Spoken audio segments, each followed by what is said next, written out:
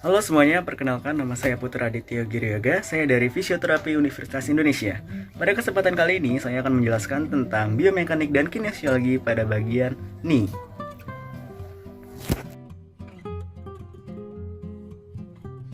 Knee joint merupakan perantara ankle dan foot dengan hip. Knee joint ini berfungsi sebagai stabilisator dan penggerak. Knee joint terdiri dari tibiofemoral joint dan patellofemoral joint. Lalu kita akan membahas tentang tibiofemoral joint. Jenis sendinya adalah jenis synovial hinge joint. Derajat kebebasannya yaitu 2. Kemudian gerakan yang ada di sendi ini adalah gerakan fleksi ekstensi dalam sumbu lateral medial bidang sagittal. Kemudian ada gerak rotasi internal dan eksternal dalam sumbu vertikal bidang transversal. Selanjutnya kita akan membahas tentang meniskus. Terdapat meniskus medial berbentuk C dan meniskus lateralis berbentuk O. Meniskus ini terikat oleh ligamen coronarius. Kemudian, 2/3 dalam meniskus yaitu avaskular atau nutrisi didapat dari synovium. Kemudian, meniskus ini seolah membentuk sendi tibia meniskus femur. Fungsi dari meniskus ini yaitu sebagai peredam gaya aksial, kemudian melicinkan gerak lutut, lalu mencegah friksi atau pergeseran sendi. Pada abduksi rotasi internal, meniskus lateral terjepit. Kemudian pada gerak adeduksi dan rotasi eksternal, meniskus medial yang terjepit. Lalu, kita akan membahas tentang stabilitas pasif knee. Di samping oleh struktur tulang dan meniskus, stabilisasi oleh sistem ligamen. Terdapat beberapa jenis ligamen yang ada di knee. Yang pertama ada ligamen kolateral medial, yang berfungsi untuk stabilisasi terhadap gaya valgus. Kemudian ada ligamen kolateral laterale, yaitu ligamen yang berfungsi sebagai stabilisasi terhadap gaya varum.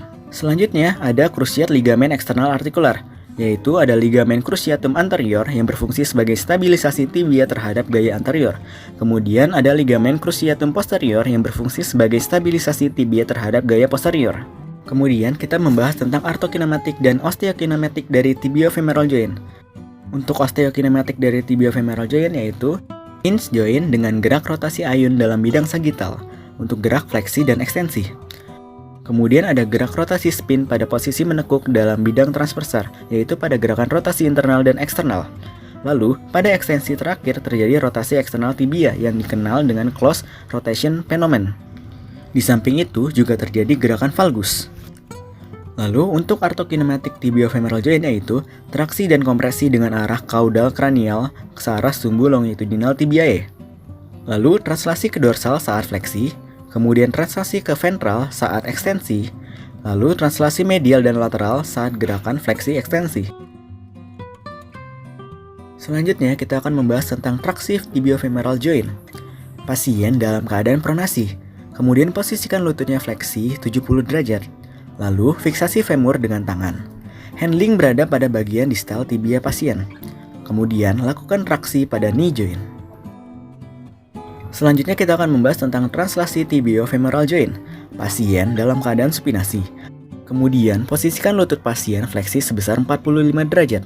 Lalu fiksasi kaki pasien dengan cara mendudukinya. Handling berada pada joint line pada tibia. Kemudian lakukan dorongan pada tibia ke arah depan untuk translasi ke anterior. Lalu pada posisi yang sama lakukan dorongan ke belakang untuk translasi posterior. Kemudian kita akan membahas tentang patellofemoral joint. Jenis sendi ini adalah jenis sendi synovial plane joint. Sendi ini menghubungkan patella dengan femur.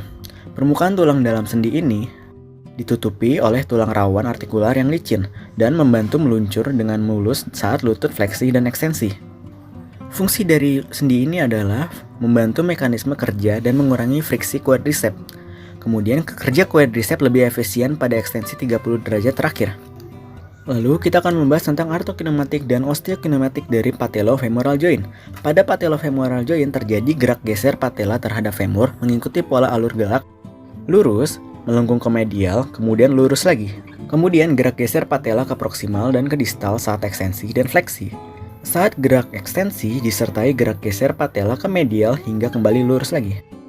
Kemudian kita akan membahas tentang traksi patellofemoral joint. Pasien dalam keadaan supinasi, kemudian terapkan gerak pola sebagai berikut. Lurus, melengkung ke medial, kemudian lurus lagi. Selanjutnya kita akan membahas tentang translasi patellofemoral joint. Posisi pasien dalam keadaan supinasi, kemudian gerakan patella pasien ke arah medial, lateral, inferior, dan superior. Kemudian kita akan membahas tentang gerak pasif pada knee joint. Yang pertama, ada gerak pasif fleksi. Pada pasien keadaan supinasi, ROM-nya yaitu 90 derajat. Kemudian pada pasien keadaan pronasi, ROM-nya menjadi 160 derajat. Anvil-nya yaitu soft anvil karena penekanan jaringan lunak. Kemudian, hinge joint dengan gerak rotasi ayun dalam bidang sagital. Lalu, traksi tibia ke arah distal searah longitudinal. Selanjutnya, translasi tibia ke posterior. Selanjutnya, kita akan membahas tentang gerak pasif hyperekstensi. Pada pasien posisi terlentang, ROM-nya 0 sampai 10 derajat. Kemudian, anvil-nya yaitu hard anvil karena oleh pembatasan tulang. Lalu, penguncian dengan rotasi eksternal. Kemudian, terjadi gerakan valgus dan translasi tibia ke anterior. Selanjutnya, kita akan membahas tentang gerak pasif internal rotasi. ROM-nya sekitar 30-35 derajat. Anvil-nya yaitu elastic anvil karena ketegangan ligamen. Gerakan ini dapat dilakukan dalam beberapa posisi, yaitu supinasi, pronasi, fleksi knee 90 derajat, dan duduk di pinggir bed. Kemudian, gerakan eksternal rotasi. ROM-nya sekitar 45-50 derajat, anvil-nya yaitu elastic anvil oleh ketegangan ligamen. Gerak ini dapat dilakukan dalam beberapa posisi, yaitu supinasi, kemudian pronasi fleksi knee 90 derajat, dan posisi duduk di pinggir bed. Selanjutnya, kita akan membahas tentang gerakan isometric knee.